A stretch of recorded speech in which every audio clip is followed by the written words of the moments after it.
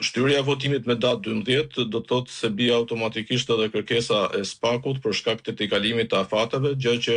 do të krijonte favore për mazhorancën,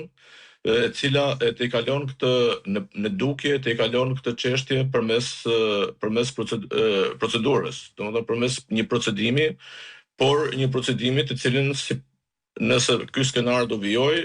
është një procedim i cili nuk është tërësisht në duart e socialistëve, dhe ata do përpiqen që ta ndërtojnë këtë lloj skeme. Por ndërkaq e gjithë kjo që po ndodh në parlament, por jo vetëm në parlament, është shprehje e qartë e arrogancës së qeverisë. E një arrogancë e cila mbështetet në 3 mandate të shumica prej tyre të vjedhura përmes skemës qeveria në zgjedhje dhe një distancë, ndërtimi e një distance, jo vetëm opozitën në parlament, po ndërtimin e një distance me qytetarët. Ne kemi parë ditë të fundit, javë të fundit, ku pothuajse të gjitha rrugët, të cilat u ndërtuan 3-4 vitet të fundit u shembën dhe ata nuk kishin një ndjesi falje, një ndjesi keqardhje, një ndjesi përgjegjësie, përkundrazi kërkuan Zotit të kërkonte falje, por jo ata. Në këtë kushte opozita duhet të jetë vëmendshme për të qarkulluar ose për të mëshuar atyre problematikave që furnizojnë qëllimin e saj, po edhe qëllimin e qytetarëve të Shqipërisë. Ka një problem në fakt, duke qartë që socialistët përpiqen të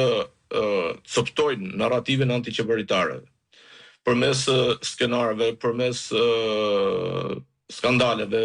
me çfarë do lloj mjeti. Dhe në fakt këtu është edhe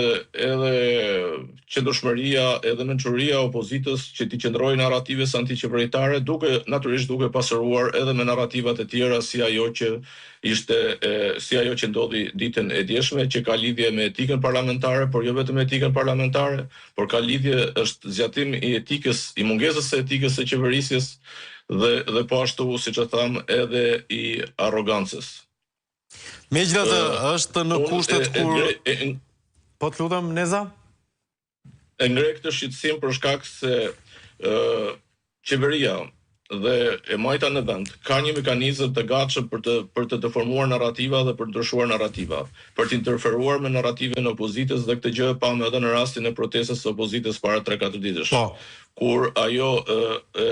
ja doli që për disa orë të krijonte një tymnaj, sikur kush e di çfarë kishte ndodhur tek bloku përballë vilës së diktatorit. Mjaftoi një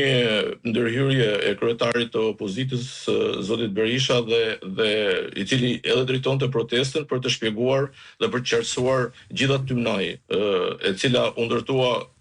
fillimisht nga zyrtarët e qeverisë, më pas nga deputetët e qeverisë, duke vijuar tek institucionet e qeverisë dhe duke implementuar, zbatuar nga tërë linja e propagandës që fillon tek kryeministri dhe mbaron tek 95% në mediave ndoshta në Shqipëri. E kuptoj. Ndërkohë e fundit, Neza, më shumë për shkallëzim nga opozita, në kuvend, jashti, çfarë skenari do sugjeronit? Unë më mendja që gjëja më e mirë do jetë që të bëhet votimi dhe të verifikohet